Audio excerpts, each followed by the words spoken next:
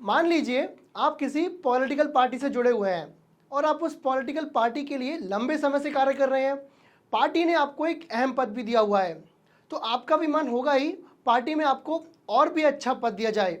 पर जब आपकी अपनी महत्वाकांक्षाएं इतनी बढ़ जाएं कि आपकी अपनी ही पार्टी के लोगों के बीच मनमुटाव होना शुरू हो जाए, तो आपके इस मनमुटाव का फायदा अन्य पार्टी के लोग तो उठाएंगे ही।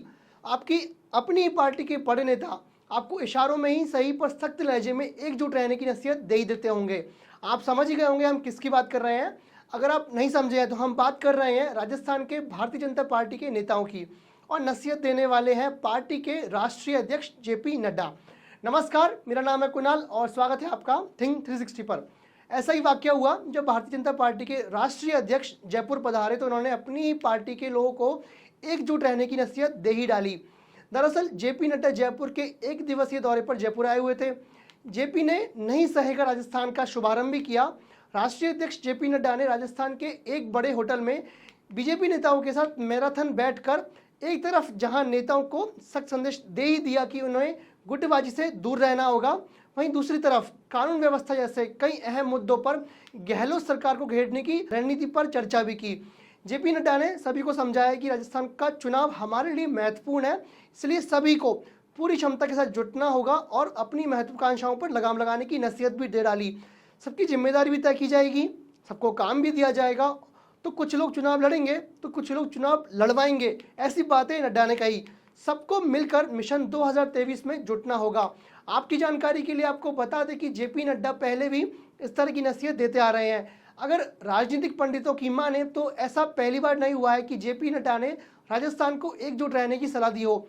अमित शाह और जेपी नड्डा जब भी राजस्थान के दौरे पर आए हैं केवल एकजुट होकर पार्टी के लिए काम करने की सलाह देते आ रहे हैं।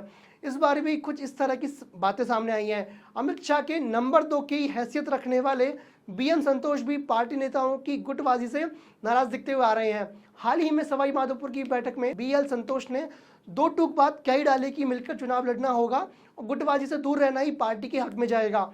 पर देखने वाली बात अब यह होगी कि इन दोनों नेताओं ने किस लहजे में राजस्थान के नेताओं की यह बात समझ में आई है। उल्लेखनीय है कि राजस्थान के विधानसभा चुनाव साल के अंत में होने जा रहे हैं। इस बार के चुनाव में बीजेपी और कांग्रेस दोनों ही बिना मुख्यमंत्री के चुनाव लड़ने जा रही हैं। कांग्रेस ने सीएम फेस घोषित नहीं किया है, जबकि बीजेपी नेताओं का कहना है कि इस बार पीएम मोदी के चेहरे पर ही विधानसभा चुनाव लड़ा जाएगा। वसुंधरा राजे समेत किसी भी नेताओं को मुख्यमंत्री का चेहरा नहीं बनाया जाएगा।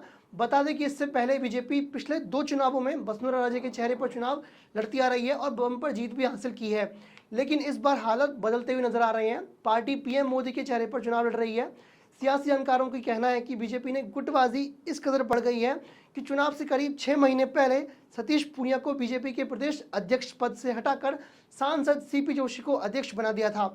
अब सियासत की ये गुटबाजी कहाँ आकर थमेगी ये तो कोई नहीं जानता, पर आपको अपडेट्स हमारे मिलते रहेंगे हमारे यूट्यूब चैनल के माध्यम से। धन्यवाद।